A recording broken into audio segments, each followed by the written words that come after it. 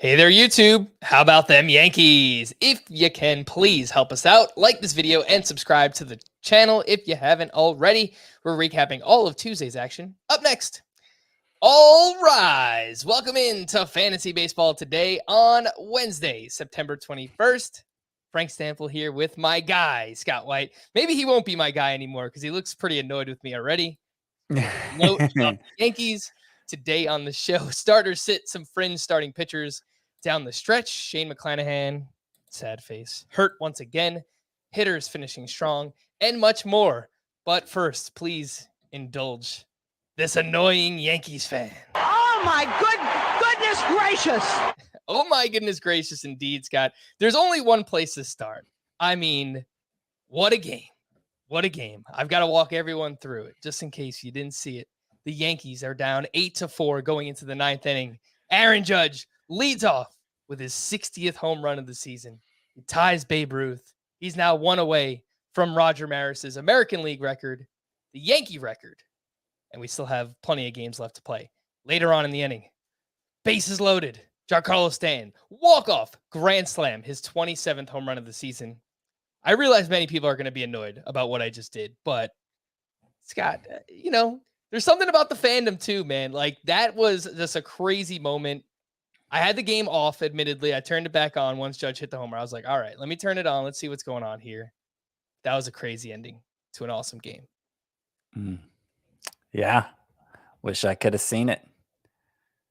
Well, I'm sorry that you didn't. Anyway. Your recap was wonderful. They came back against the Pirates. Very proud of them. Yes. And against, all-star closer Will Crow as well. So not really the biggest accomplishment, but still it was an awesome game nonetheless. I do want to talk about Aaron Judge because, we mentioned him here and there. Obviously, he's accomplishing pretty awesome things here down the stretch, and it's been an amazing season for him. We're talking beforehand, Scott, and just trying to figure out how early does Aaron Judge go next season, because clearly this is a career year for Aaron Judge. Just look at the OPS by year. I was looking at it beforehand. He's got an OPS over 1,100 now at this point. It's crazy what he's doing. But we'll be buying off of a career season, and he has been injury prone in the past. So what do you think? How early does Aaron Judge deserve to go next season? Truthfully, he should probably go number one. I don't think he will, especially in roto leagues and 5x5 scoring leagues, because there's such an emphasis on getting stolen bases early, and understandably, given the scarcity of that stat in recent years. However, as we've talked about many times over the past couple of weeks, I think some of the rule changes that we're going to see put in place next year, namely the limited number of pickoff throws, are going to cause stolen bases to be a lot more plentiful. I don't know that everybody's going to game plan for that necessarily, because I think it'll be hard to gauge to what extent stolen bases increase and how that'll be distributed. I think it's going to be distributed widely, but I don't know. I don't know how that's going to play out in the rankings and in where players are drafted on average. So I suspect Judge, who by the way isn't a zero for stolen bases himself, he has 16 this year. I suspect he'll be passed over in that format, primarily for that reason, with the top pick. In points leagues, where there isn't an emphasis in stolen bases, because they're worth something, of course, but you don't need them specifically. You can get points from whatever a hitter contributes. I think you'll just want the player who's clearly the best power hitter in the game, and has been since his rookie season when he hit 52 home runs. So let's not pretend like this is just a 1 year Brady Anderson type of season for Aaron Judge. It's not. We've known he's capable of, he's the 7th player ever with 60 home runs and the first in like 20 years. So, I wouldn't say we knew he was capable of 60 home runs, but we knew he was capable of 50 plus. And I think most of us suspected he'd do it again at some point. Here's why I think going beyond the number, the 60 home runs, the reason that the most compelling reason for drafting Aaron Judge first overall next year is, part of the reason we knew the way we could measure he was the best power hitter in the game was the exit velocities, right? He hits the ball harder than anyone with the exception of maybe Stanton, but he does it more consistently than Stanton, I would say. That matters more now than it did from 2016 through 2020 or even 2021. So Aaron Judge's career up to this point, that was it basically coincides with the juice ball era, and you didn't have to hit the ball especially hard to put up a big home run total because the ball carried better. Now, impacting the ball as hard as Judge does means more, and we're seeing it play out in the stats. We're seeing him distance himself from the pack in terms of home runs, which is probably the way it should have been all along. And I think it's the way it's going to be going forward. Personally, my main hesitation with taking Judge first overall next year is just the injury history. Is that going to be enough to steer me away? Probably not. I think I'll be on board with taking him first overall next year, regardless of the format, because I feel confident I'm going to be able to find stolen bases in other ways. The one I'd be most likely to consider apart from him is Jose Ramirez for position scarcity reasons, but outfield's looking pretty scarce too.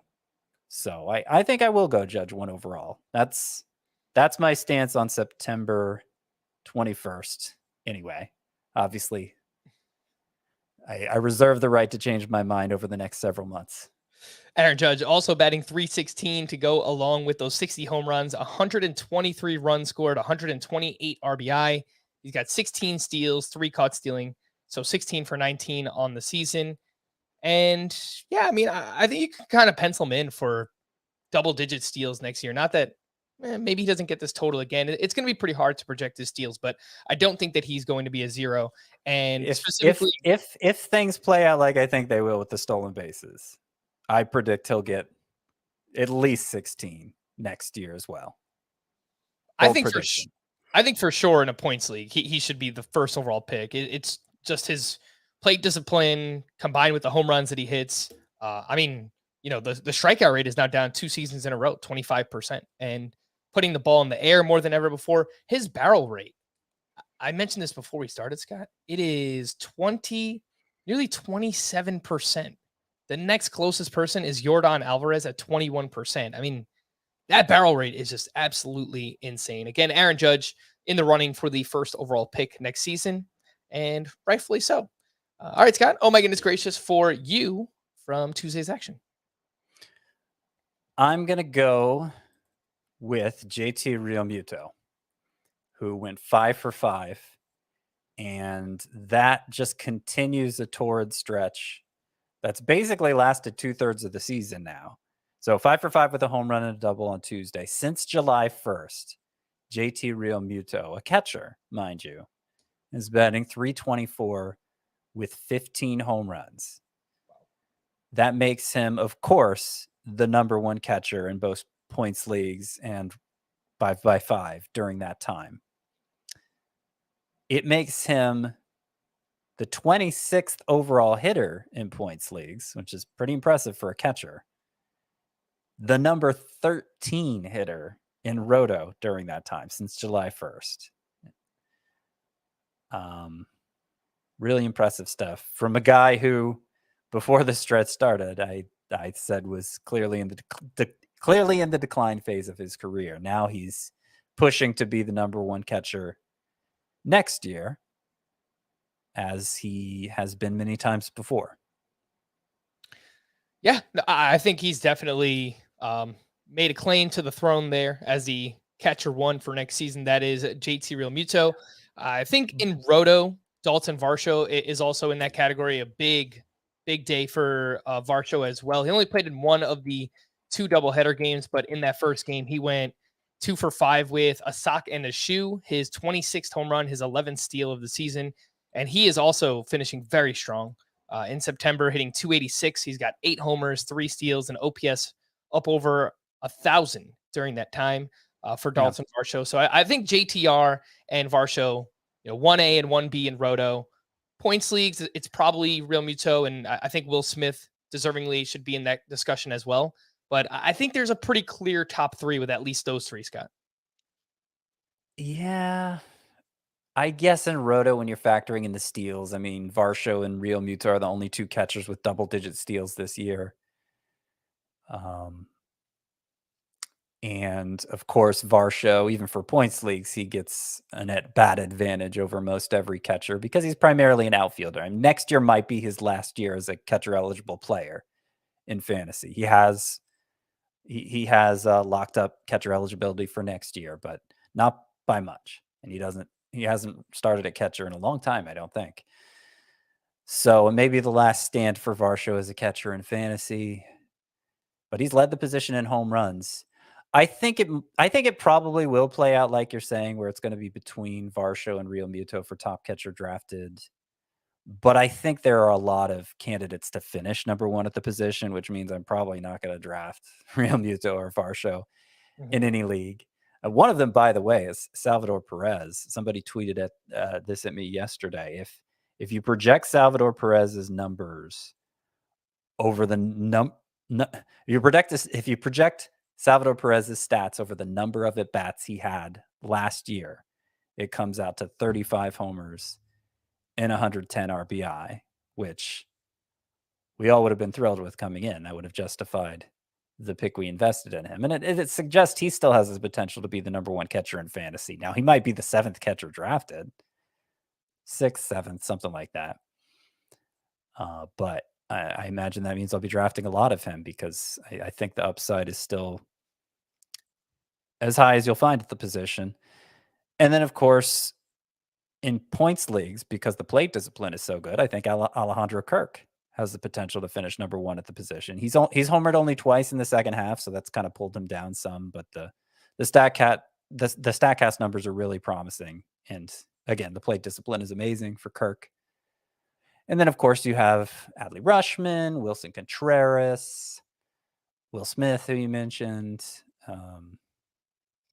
I think both Braves catchers, if they're able to get them in the lineup, Travis d'Arnaud and William Contreras, who've combined for, I think, 37 home runs this year.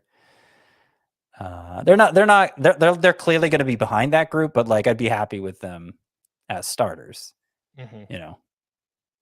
So catcher's looking really strong as it has in a very long time. Yeah. So much like we said about who will be the SP1 drafted next season, we said that on yesterday's podcast. There's kind of just this big glob of like 7 to 8 different players in that discussion. And again, I think you could say the same thing about catcher there. Yeah, we didn't even really mention Wilson Contreras, but man, his second half has really, really not been great and dealing with this injury now. So we'll have to reevaluate there on Contreras. And Sean Murphy, who's actually been the fourth best catcher in points leagues this year, I think is part of that discussion as well. I also wanted to mention, kind of changing gears here for a minute. I mentioned how in 5x5 leagues and rotisserie leagues, since July 1st, JT Realmuto is the 13th best hitter in that scoring format. The whole list is really interesting. So Aaron Judge, of course, is number one, followed by Freddie Freeman, the number 2 hitter in Roto leagues since July 1st. Number 3 is even more interesting. Michael Harris. And then Marcus Simeon's 4th. It gets a little less interesting after that, but Michael Harris 3rd among all hitters since July 1st. It's pretty impressive. Yeah.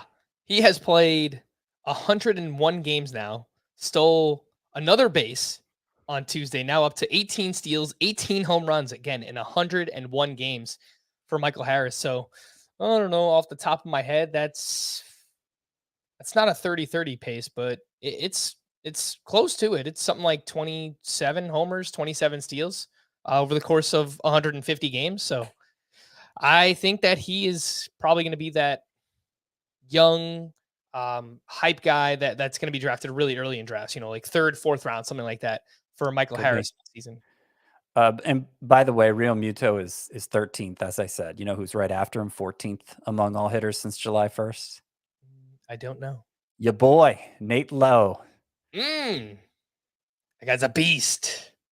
And I told you before the show, so the fact you said I don't know shows me you weren't listening. It's kind of trying to get this rundown together right before the show is one of the toughest things we do here on a nightly basis. But yes, Nate Lowe has been fantastic, and will be interesting to see where we rank him among first basemen heading into next season.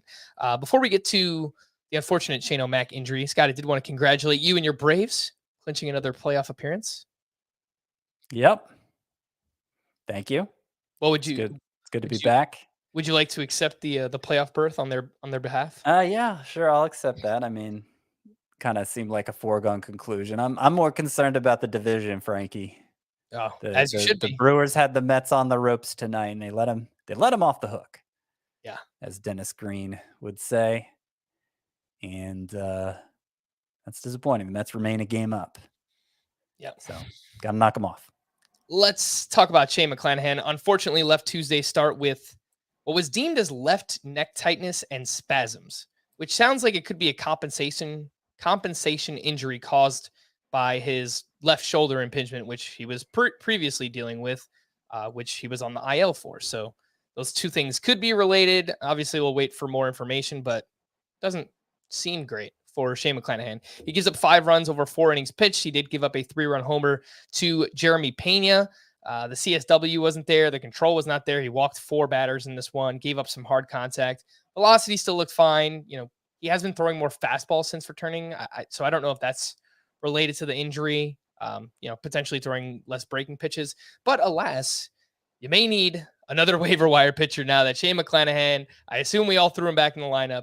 So we're going to need someone over these final 2 weeks, basically from here on out, Scott. And the name I wanted to bring up was Dre Jameson, who we were a little bit skeptical. His first start was very good. He didn't get a lot of whiffs or anything, but now he does it again, and he does it at the Dodgers. It was 6 innings, 2 runs, 7 strikeouts to just 1 walk, 14 swinging strikes on 94 pitches, 10 on the slider, 3 on the fastball.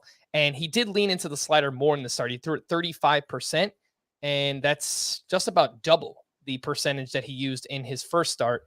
So now 2 starts in the books for Jameson, 13 innings pitched, 2 earned runs allowed. He's only 6% rostered. Looks like he'll have the Giants again this weekend, and then at the Giants next week. Not really an offense I'm that worried about, Scott. What do you think? Dre Jameson, should we pick him up for his final start or 2?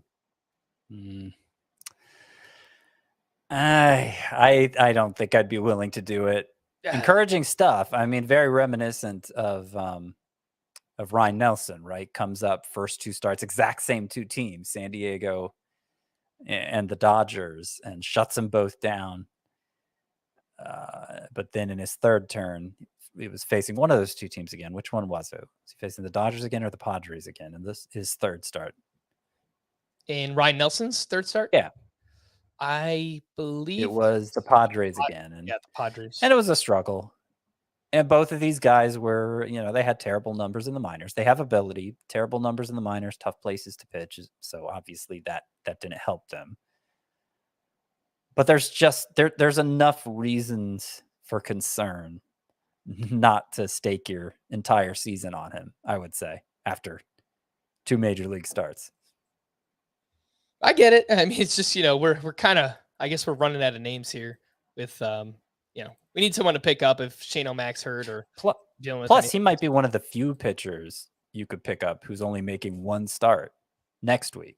Final week of the season. It's a 10-day scoring period if your league plays all the way through to the end.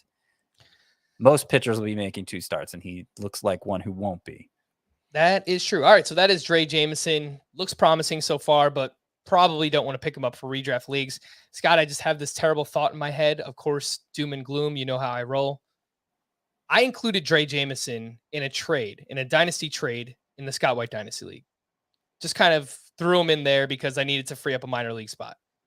I traded him to RJ White, who is now in the finals in the Scott White Dynasty League. I gave up Dre Jameson and Clayton Kershaw, and I got DL Hall, who, on paper is a better prospect than Dre Jameson. And I think like Luis Arias, and I think another young player, whatever. But I just have this terrible feeling, Scott, that Dre Jameson's going to turn out to be really good.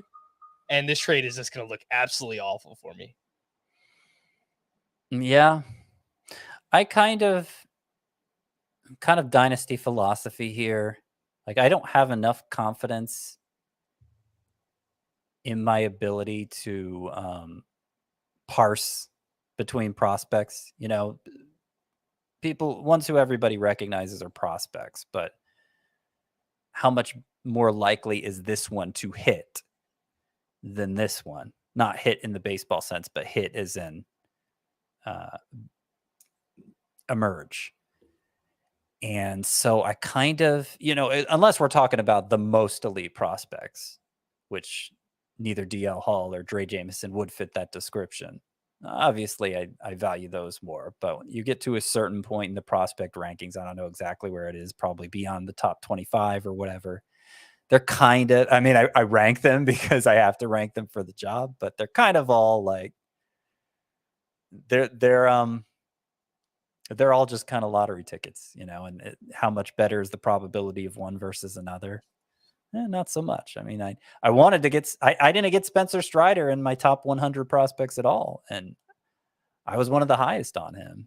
And I wish I had. I certainly thought about it, but I decided to leave him out of the top 100 completely. And obviously, if I'd put him 26th, I would have looked a lot smarter. Yes, indeed. All right, so that's it for Dre Jameson. Hopefully it doesn't make me look too foolish, but a new potential hire for the Diamondbacks who's getting it done, which brings us to the fact that these days, every new potential hire can feel like a high stakes wager for your small business. You want to be 100% certain that you have access to the best qualified candidates available. That's why you have to check out LinkedIn Jobs. LinkedIn Jobs helps find the right people for your team faster and for free. It's really easy to post a job too. Just sign into LinkedIn Jobs, then click on the post a free job button to get started. Add your job and the purple hashtag hiring frame to your LinkedIn profile to spread the word. It's easy as that. It's why small businesses rate LinkedIn Jobs #1 in delivering high quality hires versus leading competitors. Much like fantasy baseball, it's so important to finish the year out strong. Hiring the right team member might just help you do that. LinkedIn Jobs helps you find the qualified candidates you want to talk to faster. Post your job for free at linkedin.com/FBT. That's linkedin.com/FBT to post your job for free. Terms and conditions apply. Let's take a look at a few other waiver wire pitchers could be available here down the stretch. And it was a pretty successful return for Aaron Savali at the White Sox. He went 5 innings, 2 runs, 2 strikeouts in that one. Curve velocity was up 1.6 miles per hour in this start. And he's shortened up his pitch mix. At times in the past, he's thrown 5-6 pitches, just focusing on 4 pitches here in the start for Savali, and it seemed to work well for him. He's got to realize these starts are all kind of spread out. He's dealt with some injuries. But if you just look at the last 5 starts for Savali, he's pitched pretty well. 3.46 ERA, 25 strikeouts, over 26 innings pitched, 10.7% swinging strike rate. He is 41% rostered at the Rangers this weekend, so you're probably locked in. But he does get the Royals next week, which is a really good matchup. What do you think about Aaron Savali? Is he gonna just make one start rest of way? You know what? It doesn't matter. Like. I don't want to use him. I don't. Not enough reward for the risk. All right. Well, I have a feeling you're not going to want to use any of these pitchers then, Scott. Brian Bayo gave up a bunch of hits in this start, but did limit the damage. He was at the Reds, 5 innings, 1 run allowed with 5 strikeouts. He gave up 8 hits and 2 walks, so a 2.0 whip. Not great for Brian Bayo, but 15 swinging strikes on 84 pitches. And the first time we really saw his slider excel, he used it 32%, and the pitch had 6 of his 15 swinging strikes in the start. And in 6 starts since returning, Brian Bayo has a 2.69 ERA, over a strikeout per inning, 51% ground ball rate, 14.5% swinging strike rate. But he's at the Yankees this weekend, and I think he only has one other start at the Blue Jays. So I'm encouraged, Scott. I think we should remember this when we're thinking about late round sleepers for next year, but you probably don't want to use Bayo at the Blue Jays next week. Yeah, I agree with that assessment. And I noticed you left out the whip when talking about his numbers in 6 starts since returning, because he's given up a lot of hits, a lot of walks. It's too hard to calculate whip, Scott. Oh, really? It's walks plus hits divided by innings pitched. Come on. Yeah, Three numbers you need. I have an ERA calculator that I have open. It's pretty hard. We've never talked about this, but I think an advantage that Adam used to have when hosting this podcast is that you guys would do it the next morning. So you would be able to use the Fangraphs game log to calculate the most recent start from the night before already. But now when we do it, Scott, it's the same night. So we either have to use an ERA calculator or, you could do it by hand, but it's going to take forever if you do it for every start. So it's kind of hard for me to calculate whip the night of, but yeah. A lot of times the stats weren't updated early enough the next morning. Oh, really? To be honest. All right. That, take back everything I just said then. Maybe they are these days, but back in those days, it was still a struggle. All right. So yeah, the whip has been high for Brian Bayo, which you would expect. He, does give up a decent amount of hits and walks, but I've been very, very encouraged by what I've seen. Yeah, the stuff is you definitely see the ability there, especially with the swinging strikes. And he had more whiffs on the slider than the changeup in this start. So, it not totally reliant on that one pitch for those whiffs. So encouraging stuff from Bayo, but not worth using him yet, I would say. And I don't think we'll use any of these other ones, Scott, but I'll just throw them your way and you let me know if you're maybe excited about any of them for next season. JP Sears gets back on track after 2 terrible outings. He was up against the Mariners where he went 5 innings. He only gave up 1 hit, 1 unearned run with 7 strikeouts in that one. He's 17% rostered. Joey Wentz, he pitches for the Tigers. He's looked pretty good over his last couple starts. At the Orioles, 5 2/3 shutout with 4 strikeouts in that one. And his minor league season, the numbers are solid. 3.04 ERA, 1.14 whip, over a strikeout per inning. He is only 5% rostered. And we brought this gentleman up last week, Scott. Luis Ortiz, a prospect for the Pirates. He looked good against the Yankees. In Yankee Stadium, making just his second start. He goes 5 innings, 2 runs allowed, just one of those earned with 5 strikeouts. He had 10 swinging strikes on 74 pitches. Basically just a 2-pitch pitcher, but he throws a fastball really hard, nearly 99 miles per hour on average, and seemingly has a pretty good slider that he uses as well. So anything on these 3, Luis Ortiz, Joey Wentz, and JP Sears? Yeah, I think Luis Ortiz might be something. Obviously, the odds are against it. It's not some high-profile prospect or anything, but if you play in a really deep dynasty league and you want to pick up somebody for free, I think Luis Ortiz might be worth it. He has a lot of spin on his fastball, so that in itself is an effective pitch. His minor league numbers this season aren't great overall, but he threw 6 no-hit innings in his final start there before the call-up. And in the minors, he threw 66% of his pitches for strikes. That's very good. And he got swinging strikes 14% of the time, also very good. So some of the underlying numbers were better than the front-facing numbers, I would say. All right, that is Luis Ortiz once again. Just a name to remember in obviously deeper leagues for next year, NL only. Hopefully he'll have a shot in the opening day rotation for the Pirates. I don't see why he wouldn't, because obviously they're not very good and they're moving towards this youth movement. Before we get to some waiver wire hitters, Scott, I just want to highlight the hitting game of the night. The Toronto Argonauts defeated the Philadelphia Eagles 18-11. It's basically a football score, Scott. That's why I'm going with those teams. But okay, man, the ball is absolutely flying in September, man. 29 combined runs here for the Blue Jays and the Phillies. The Blue Jays put up 18 runs on 21 hits. Teoscar Hernandez has been scuffling quite a bit here in the second half, but he goes 4 for 5 with 2 doubles and 3 runs scored. Matt Chapman went 2 for 4 with his 27th homer, 3 runs and 3 RBI for him. Danny Jansen stays hot. He goes 3 for 6 with 2 doubles and 2 RBI, 28% rostered. And he remains a catcher that you can add if you were just kind of streaming the position, back end of the top 12, could be out there, I guess, in some 2-catcher leagues based on just 28% rostered. And then for the Phillies, they put up 11 runs on 15 hits. JT Realmuto, Scott spoke about earlier, went 5 for 5 with another home run and a double. And Kyle Schwarber went 2 for 5, hit his 40th homer, 3 RBI, 2 runs scored is there as we get a strong fist pump from Scotty for That's the right. beefcake. That's Kyle right. I was predicting 40 home runs for Schwarber going in this year, and he came through. His batting average is still so bad, though. It's hard to fathom that he's hit this many home runs and he's batting .215 on the season. Which and I haven't looked into the numbers, and frankly, I'm not sure. I'm not sure that I'm confident what I can glean from them when I do, but I will mention that Jason Stark of The Athletic wrote his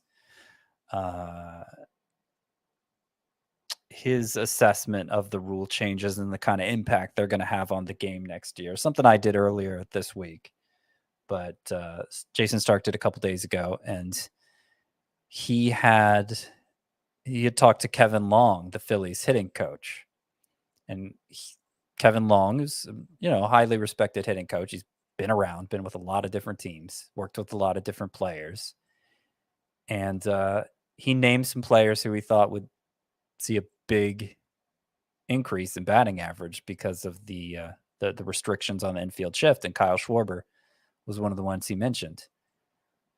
Now, Kyle Schwarber is a Philly, but he mentioned some non-Phillies too, and Schwarber was among them. So just thought it was worth mentioning. Some of the other players he mentioned, I know Anthony Rizzo was one. I can't remember who else. They were all left-handed hitters. mm-hmm. With Schwarber, I will point out the batting average again, very low at .215. His BABIP is .239, which is not a career low, but it's close to it outside of the shortened season. He has put the ball in the air a lot this year. 51% fly ball rate is by far a career high. So that would correlate to a lower BABIP and a lower batting average for Schwarber. So a few less fly balls I think we could take for better batting average. But overall, the 40 home runs, obviously you will take that for the beefcake, Kyle Schwarber.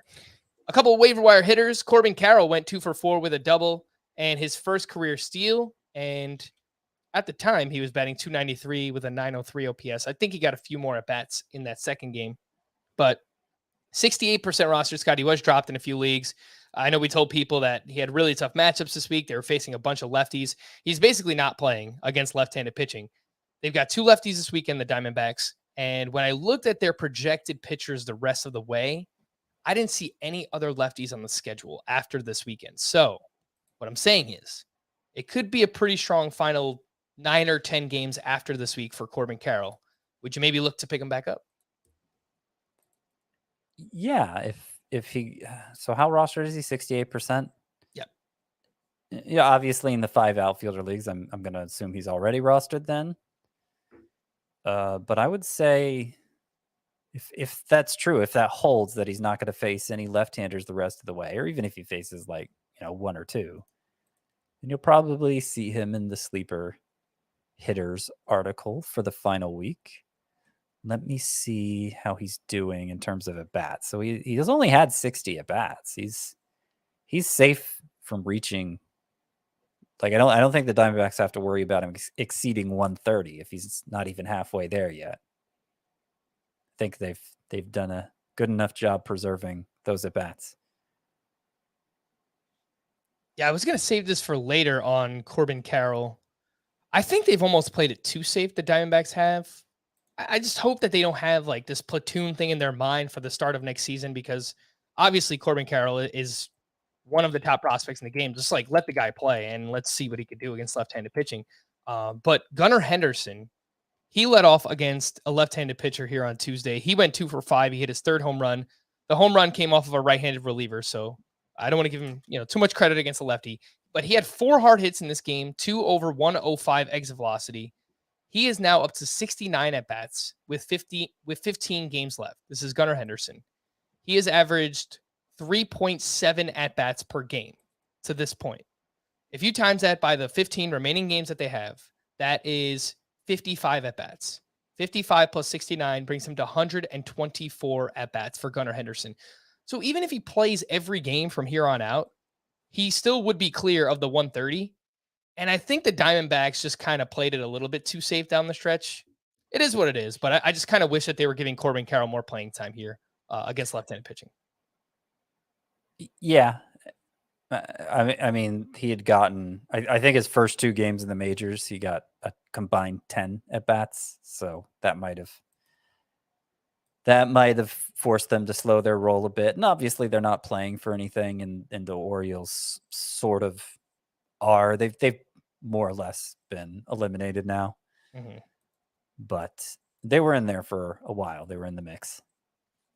Last point on Gunnar Henderson. He now has 9 games at third base, 5 at short, and 3 at second. So, Scott, I'm hoping and praying that we get Gunnar Henderson with third base eligibility next year, because that would definitely help the position. Well, the unfortunate thing is he'll only begin next year with eligible at one position. And that's wherever he plays most, right? Right, because he's not going to get to 20 games at any position. Yeah. So every game you get 20 positions at, you carry over the eligibility. But if you don't get 20 position at any, then it's just the one you played the most. And it's looking like it'll be third base. And obviously, if they continue to use him next year like they've used him this year, he'll pick up eligibility as shortstop soon enough, and maybe even second base. So he'll be... Yeah, I mean, it just depends how they plan to use him, but they haven't mind moving him around the infield so far, obviously. And he looks amazing. That is Gunnar Henderson. A few other waiver wire hitters, Scott. I've got 4 names here. I think more so for deeper leagues than anything, but perhaps you have different thoughts on that. Jordan Groshans, I've mentioned a few times, he's playing well with the Marlins. He came over in a trade from the Blue Jays. He went 2 for 3 with an RBI. He's now batting .348 in his first 7 games. He's only 9% rostered. Harrison Bader made his Yankees debut. He was batting 7th in the lineup. He went 2 for 4 with 3 RBI. He's 44% rostered. A gentleman named Nate Eaton, who we have not talked about at all, he was a top 15 prospect in the Royals organization. He has a stolen base in 4 straight games, and he's getting a chance to play some third base for them. So he's kind of got some interesting numbers. 285 batting average in the minors this season, 13 homers, 23 steals, an 823 OPS. And the last name, David VR, who I believe was a sleeper hitter this week, coming through early on. He went 1 for 4 with his 6th homer. And over his last 15 games, batting .319 with 5 home runs. That is David VR. Scott, what do you think about these 4? VR, Nate Eaton, Harrison Bader, and Jordan Groshans. I think the most interesting are VR and Harrison Bader. Bader only for 5 outfielder leagues, specifically 5 outfielder roto leagues, and I hope he gives you some steals down the stretch. VR's hit a bunch of home runs this year between the majors and the minors. I don't know if this one today makes it 33 or 34 or something like that between the majors and minors. Eligible at second and third in CBS sports leagues. So you know, that's helpful. Let me see if I can pull up the Giants schedule to see what they're looking at the rest of the way. I think it's pretty favorable. I typed it in wrong. So give me just a minute. I got it for you here, Scott. Okay. So next week they will have 6 games against the Rockies and Diamondbacks pitching staffs. And then final week they'll have a 3-game set against the Padres. So over the final week and a half, they have 9 games against the Rockies, Diamondbacks, Padres. That sounds pretty good. He might be on the sleeper hitters for next week. All right. That is David VR. Before we hit the break, just want to remind everyone to join our Fantasy Baseball Today Facebook group if you haven't already. Obviously, the offseason's coming up, so I'm sure there'll be a bunch of discussion about offseason trades, dynasty things, whatever's happening, hot stove related. So it's a fun community, and make sure to join up. Facebook.com/groups/Fantasy Baseball Today, or just search Fantasy Baseball Today on Facebook. Let's take a break, and we'll hit the news and notes here on Fantasy Baseball Today. The news and notes: Spencer Strider is dealing with a sore oblique and will be pushed back a few days. As a result, he might not make a start this week. But I think more importantly, the Braves have a series coming up with the Mets next week. So they need Spencer Strider for that one, if nothing else. Julio Rodriguez was back in the Marlins, that would be weird, Mariners lineup on Tuesday after missing 3 straight with lower back tightness. Tim Anderson could return to the White Sox lineup sometime this week. He underwent left hand surgery in early August. Scott, what do you think that would mean for Elvis Andrus, who had another big game on Tuesday, went 2 for 4, now up to 14 steals on the season? Do you think they would, I don't know, maybe slide Elvis Andrus over to second base or something like that? Yeah, I think so. They haven't had much going on at second base, and I don't see why they take Elvis Andrus out of the lineup. So this makes it 6 steals in 6 games now, right? Wow. As if he wasn't doing enough already. Now he's running like crazy. So I don't know where this came from, but I'm just thanking my lucky stars for it. Scratch that off your 2022 fantasy baseball bingo card. Elvis Andrus winning people championships. Did not see that one coming. If all goes well in Friday's rehab start, Tyler Glasnow could make his 2023 debut next week in Cleveland. And that might be even more likely now with Shane McClanahan hurt once again. So much for Drew Smyly as a sleeper pitcher. He is experiencing shoulder fatigue and will not start on Wednesday against the Marlins. Marcus Stroman will start in his place, which obviously we couldn't see coming, and it stinks. Chris Bryant is still receiving treatment and participating in activities, but there remains no timetable in place for his return. He's been out since July 31st with plantar fasciitis in his left foot. Frankie Montas was placed on the IL with right shoulder inflammation. He recently received a cortisone shot and is hopeful to make one more start in the final week of the season. Seems very optimistic. I don't know if that will happen. As a result, Domingo Germán will start on Saturday against the Red Sox. Sonny Gray was placed on the IL with a right hamstring strain. DJ LeMahieu took on-field batting practice Tuesday and could be activated during this week's homestand. Garrett Whitlock has been shut down from throwing and will require hip surgery next week. The expectation is that he'll be ready for the start of spring training. And we didn't have to wait long to see what they would do in the bullpen, Scott, because they had a save opportunity here on Tuesday. Matt Barnes was pitching in the 8th inning. John Schreiber recorded the final 2 outs for his 8th save. If you had to guess who gets the next save, do you think it would be Barnes or Schreiber? Well, I did just guess. I wrote my last edition of the bullpen report for 2022. It came out Tuesday. And I actually think Barnes has the best chance of getting the most saves from that bullpen the rest of the way. But I think the reliever to roster is Schreiber because it's not by a big enough margin. I just rather have the better pitcher. Mm-hmm. And I think it is worth pointing out that even though Barnes did get the 2-out save, Matt Strahm came in to begin the 9th and had a lot of problems. So Schreiber was kind of bailing him out. It wasn't like it was Schreiber's inning from the beginning. Well, I think they had a 4-run lead at that point, Scott. Oh, okay, fair enough. So they tacked on a few runs, and then I think Strahm let 2 runs in the 9th. Strahm did get the previous save for the Red Sox. So yeah, there's kind of 3 names floating around there, and I'm not even counting Garrett Whitlock at this point. Yeah, but obviously, Whitlock dealing with the injury, so he's shut down. Yeah. So yeah, look, the Red Sox aren't great either, but I think it's probably Schreiber or Matt Barnes. Those are more of deeper league plays if you are chasing saves at this point. Mackenzie Gore will make a rehab start at AAA on Wednesday. He threw 57 pitches in his previous rehab outing. The MRI results on Brendan Rodgers' hamstring were good, according to Bud Black. Eric Lauer will start Friday against the Reds, his first day eligible to come off the IL. And it sounds like it will be a short outing. So even if you have Eric Lauer, I don't know that I want to play him in his first start back. Graham Ashcraft is set to return Saturday against the Brewers. I'm guessing we don't have much interest in him, Scott. No, I don't think we're going to have time for him to regain our trust. Not that we had much trust in him from the beginning, but he has had some good starts this year. I just don't think there's going to be time for us to be confident we know what we're getting from him. All right. This doesn't really affect fantasy, but the Canadian government plans to drop the COVID vaccine requirement by the end of September. So all players will be eligible to play in Toronto throughout the playoffs, however long they are playing in the playoffs. And lastly, I do have a prospect update. The Giants promoted Marco Luciano to Double-A for their playoff run. And he's kind of lost some of his prospect luster, Scott. Marco Luciano, still 21 years old. But this season in the minors, 269 batting average, 11 home runs, an 817 OPS, 0 steals.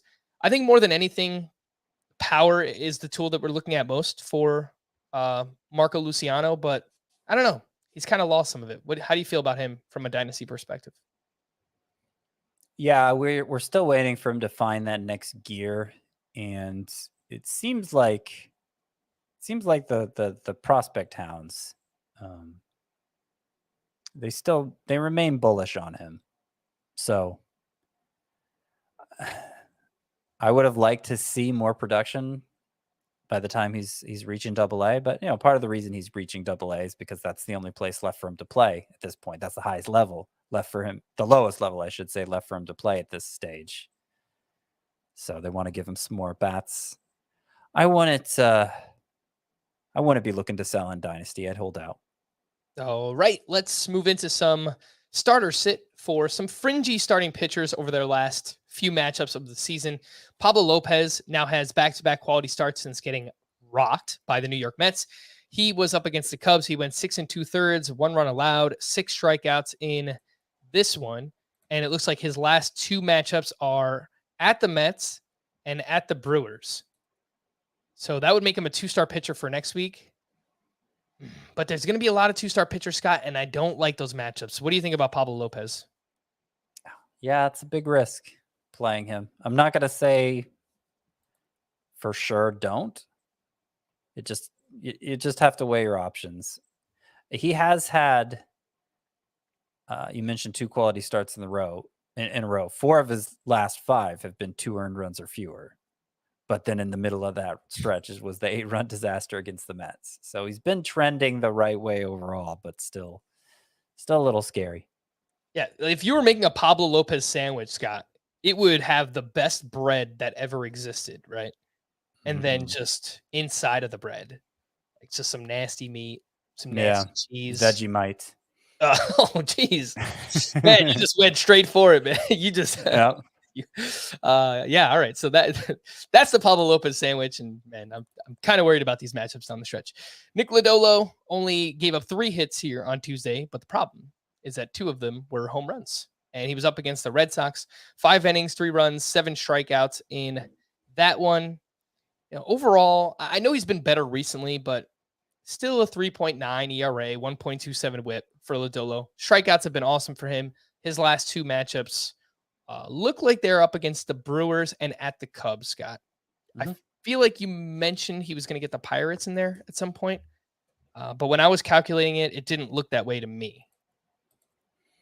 Like, you think he's only going to get 1 start next week? No, I think he'll have 2. I don't think he's facing the Pirates at all. Oh, okay. Yeah. It may have gotten a little off. Yeah. So what do you think about those last 2, Brewers and Cubs for Lodolo? Oh, so the Cubs twice the final week then. Something must have got pushed back. Oh, you know what it is? I think it's because Graham Ashcraft is returning over the weekend, Scott. So I think Lodolo will get pushed back a start. So he will only have 1 start in the final long week at the Cubs. That's what it looks like to me. All right. Well, we'll confirm in a couple days. But if that's the case, then it's going to be harder to use them, obviously, in a week where a bunch of pitchers are starting twice, presuming it's a weekly lineup. But I do like both of those matchups. I mean, obviously, everybody knows the Cubs are a favorable matchup, but the Brewers are especially bad against left-handed pitchers. I wish there was a better result in this start. Obviously, it wasn't a disaster, but it could have been better. And he didn't get a win out of it. But still, in his previous 10 starts, 2.95 ERA, 105 WHIP, 11.1 K per 9 for Nick Lodolo. The trend continues for Charlie Martin, who pitched well at home. He went 5 1/3, 1 run allowed, 9 strikeouts with 19 swinging strikes. Now has a 2.89 ERA at home this season, 5.38 on the road. And unfortunately, his next start is at the Phillies this weekend. If you play in a weekly league, obviously you're locked into that one. And then he'll only have 1 start in the final week against the Mets, a team that he has a 4.67 ERA against in 3 starts this season. So I don't know, Scott. Don't really love that one. Charlie Morton against the Mets. What do you think? Yeah, I'd probably pass on that. All right, fair enough. Let's move over to Patrick Sandoval, who was okay at the Rangers. He went 5 innings, 2 runs, 7 strikeouts with 17 swinging strikes. And over his last 6 starts, he has a 1.94 ERA. He's getting a bunch of ground balls, a bunch of whiffs, but no quality starts. He's gone less than 6 innings in 3 straight. That is Patrick Sandoval. And it looks like his last 2 matchups are both against the A's. So one this week and one next week, or both next week? I think they're both next week. That's preferable. Yeah, it's pretty damn good. I'd probably look to use him in that case. Yeah. So it looks like it'll be the A's on Monday this week, and then the A's the following Monday for that, final series, which got added because of the holdout and yada yada. But yeah, 2 good matchups here for Patrick Sandoval. A couple other names: Adam Wainwright, not too great once again. He was at the Padres, 6 innings, 4 runs for him, only 1 strikeout, and over his last 4 starts, Adam Wainwright has a 5.57 ERA, 8 strikeouts over 21 innings pitched. That is quite bad. He's at the Dodgers this weekend. Only 1 start next week, but it is against the Pirates, Scott. So you kind of have to weigh. You're not getting much volume. Good matchup, but Wainwright's bad. I don't know. Yeah, I think I'm out on Wainwright for the rest of this season. Yeah, I can't blame you on that one. Last one I've got is Mike Clevenger, who turns in his first scoreless outing since June 29th. He goes 5 2/3 shutout against the Cardinals with 3 strikeouts in this one. His velocity was up a little bit across the board on all of his pitches. His previous 8 starts before this one, a 6.57 ERA for Clevenger. He's at the Rockies this weekend, and if you started him in a 2-start week, God bless you, because I wouldn't have done it. In fact, I dropped him even in a 15-team league. But he gets the White Sox next week for 1 start, which I think I'm out on as well. Yeah, not willing to wait, not willing to stake my season on Mike Clevenger. I agree. Do not do it. Hitters that are finishing the season strong. We mentioned Dalton Varsho and what he's doing. Justin Turner went 3 for 4 with a walk and a run scored. Post All-Star break, now he is hitting .359 with 5 homers, 15 doubles, and OPS up over 1,000. Willy Adames continues his tear. He went 4 for 5 with 2 doubles and 2 RBI. Now batting .320 over his last 30 games. And Carlos Correa, he's trying to get paid again. He went 3 for 5 with 2 RBI. And in September, he's hitting .377 with 6 homers and a 1097 OPS. Scott, I think Willy Adames is probably the most interesting of this group because the power has been there for him all season. 30 homers from the shortstop position is great. But it feels like he's just kind of been underperforming his batting average all year long. What do you think about Willy Adames? Yeah, it's nice to see him get that batting average up toward the end of the season here. If you just look at the second half. So, after the All-Star break, Willy Adames is batting .271, which is something we take over a full season. I mean, even those numbers as they are with the low batting average, I think he's been well worth your draft pick where you picked him. Mm-hmm. And he might be one of the top 12 shortstops drafted next year. In fact, I'd say there's a good chance of that. Ready. So just quickly calculating 2, 4, 6, 8, 10. He is the 11th ranked shortstop in points leagues as of September 21st. I don't have any of my roto leagues pulled up, so I can't tell you about that. But yeah, I would imagine he's either top 12 or close to it in roto as well. That is Willy Adames. Let's get into some pitching leftovers.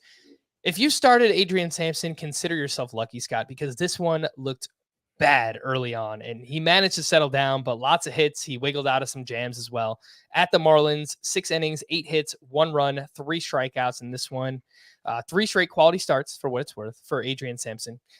And it looks like I can't tell if he's going to pitch at the Pirates this weekend, Scott, because now that Drew Smyly's out of the rotation, even if Wesneski pitches on Thursday, I think he will, right? I think Sampson will have that second start this week. If they've gone back to 5, yeah, I think so. Yeah. So that's the hope. Yeah, with Smiley being scratched, they're going to go back to 5. So Sampson will get a second start. I mean, It would make sense. Which is good for this look, week. If you started him as a sparp or whatever it might be. I'm just saying, like, he's only yeah, got one start next week against the Reds. So like after this week, you can drop Adrian Sampson basically. sure. Yeah. Yeah, I mean, look, if you're not in a weekly league, if you're just thinking about, oh, should I stream him in my next start? I would still say no. Like, I don't trust this guy at all. It's one thing when he lines up for 2 starts and they're both good matchups, and okay, just for the volume, I'm gonna do it. But when you're going a start at a time, I don't care really what the matchup is. I just don't think you can trust Sampson. There's not enough skill there. The final 2 pitchers here, Christian Javier, a little wild, but a solid start at the Rays. He went 5 shutout, 1 hit allowed, 4 walks, 6 strikeouts. He had 17 swinging strikes, 13 of those on the fastball. Continues to amaze me how Javier can get as many whiffs as he can with his fastball. But, man, kudos to him. He does have just 1 quality start in his last 5 outings, so they've been shorter starts recently. And then Dylan Cease turns in another quality start up against the Guardians. He went 6 innings, 1 run, 3 strikeouts in this one. Only 5 swinging strikes, which is kind of weird for Dylan Cease. But regardless, a solid start here for him as well. Anything on these two, Scott? Cease and Christian Javier? No, but there's one pitcher you conveniently left out of the rundown. Uh-oh. One who we've been hyping for a while now and certainly recommended for this week. And that's Ross Stripling.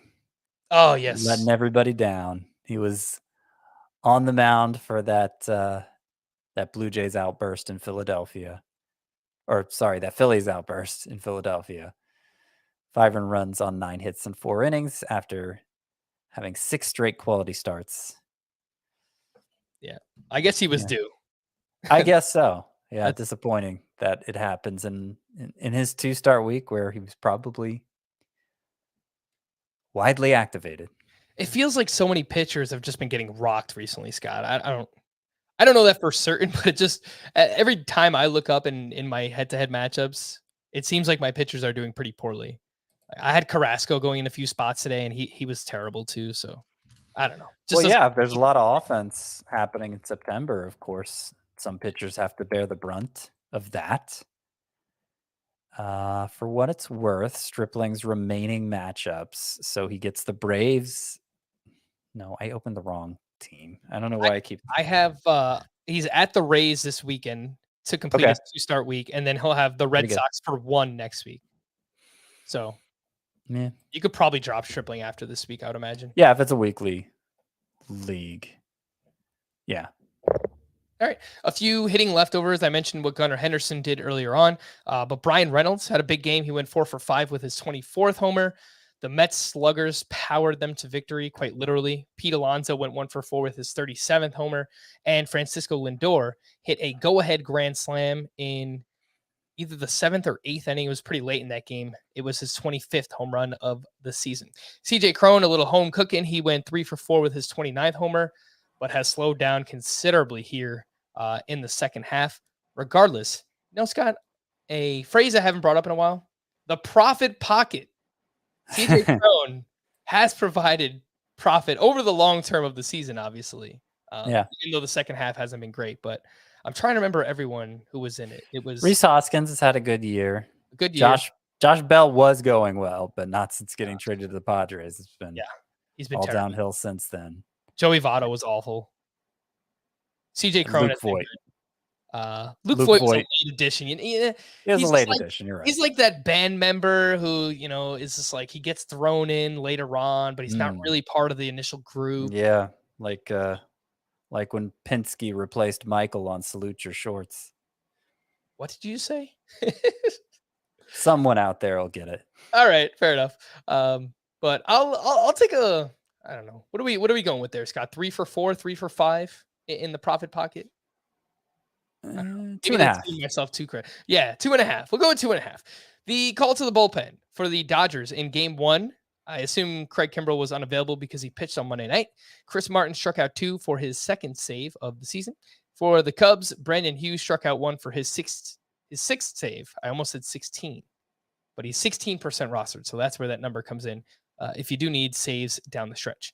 For the Astros, Ryan Presley recorded the final 2 outs for his 29th save. For the Tigers, Gregory Soto pitched a clean 9th for his 26th save. For the Yankees, they cannot figure out the back end of their bullpen right now. Clay Holmes entered in the 8th inning with runners on first and second. They were down 5-4 at the time, so they're trying to stop the bleeding. And Clay Holmes gives up a 3-run homer to Rodolfo Castro. And Clay Holmes has just been really bad for quite some time now. So I can't tell you who the next save opportunity will go to because Aroldis Chapman pitched the 9th and he looked really good. So maybe it is Chapman. I don't know, Scott. Yeah, that one's pretty messy. Wrote about it in the bullpen report as well. I kind of think they need to get somebody right for the postseason. So I'm thinking Boone's going to keep going back to Holmes, but maybe not. Maybe he will. This was Chapman's second appearance off the IL. Yeah. And maybe he'll go back to him finally. But obviously hasn't looked good when healthy for most of this season. Yeah, there's really no one they could turn to right now. Loizaga's been up and down, and Ron Marinaccio, he's had some good moments, but it's not working out. Lou Trevino, like, oh God, can't even mention his name. For the Pirates, Will Crowe entered in the 9th with a 4-run lead. As we mentioned, he gave up 5 runs on 4 hits and took his 10th loss of the year. For the Braves, Kenley Jansen gave up an unearned run, but picked up his 36th save. For the Mets, Edwin Diaz, sound the trumpets, recorded the final 4 outs for his 31st save. For the Angels, Jimmy Herget gave up a hit, but picked up his 6th save, and that was his first since August 31st. The previous 2 for the Angels went to Aaron Loop and Ryan Tepera. So I don't really feel good about the Angels bullpen right now. Scott, what do you think? Yeah, it's definitely a committee, as committee of a committee as you can get. But I do think if you have to pick one, it's Herget, just because I think he's the best. Yeah. But man, Angels and Red Sox, you probably don't want to get involved if you don't have to. For the Royals, Scott Barlow recorded the final 5 outs, 3 of those via the strikeout for his 22nd save. For the Giants, Camilo Doval was unavailable. Junior Marte recorded the first 2 outs in the 9th, and then Harleen Garcia got the final out for his first save. And then for the A's, very late into the night, Domingo Acevedo struck out 1 for his 3rd save, widely available if you do need saves here down the stretch. To stream or not to stream for Wednesday, we've got Bryce Elder up against the Nationals, Marcus Stroman at the Marlins, Matt Manning at the Orioles, Jordan Lyles versus the Tigers, Rowanzi Contreras at the Yankees in a revenge game, Bailey Ober at the Royals, and Herman Marquez versus the Giants in Coors Field. So Bryce Elder's a new addition. He is filling in for Spencer Strider. And his last 2 spot starts for the Braves, I'm double checking this. I think they were both really good. Really good. Yeah. So they are both against the Marlins. It's worth noting, but a combined 5 hits allowed in 13 innings with 16 strikeouts. Wow. Not a big strikeout guy in the minors was Elder, but the Nationals obviously make for a favorable matchup. So if you're feeling really gutsy, you could do that. My favorite choice here is obviously Marcus Stroman at the Marlins. Yeah. And, you could think about Bailey Ober at the Royals, but I think that's also a really gutsy one and not one I'd probably do. On Thursday, we have Josh Winder at the Royals, Mitch Keller versus the Cubs, Hayden Wesneski at the Pirates, and Hunter Green versus the Brewers. So Hunter Green against the Brewers is my favorite. Obviously, his return from the IL was amazing. Career high 11 strikeouts. Also broke his own record for most pitches of 100 miles per hour or more in that game. He broke his own record by 8. So, if you're chasing strikeouts, certainly you could do that. I think it's still a little risky if you're not, but better than any of these other choices. My second favorite would probably be Hayden Wesneski against the Pirates. But again, that's probably too big of a gamble for my liking. All right, we're going to wrap there. For Scott, I am Frank. Thank you all for listening and watching Fantasy Baseball today. Just a reminder that we won't be here tomorrow, but we will be back again on Thursday night with a live stream and obviously an audio podcast in your feed on Friday morning. We'll see you then. Bye-bye.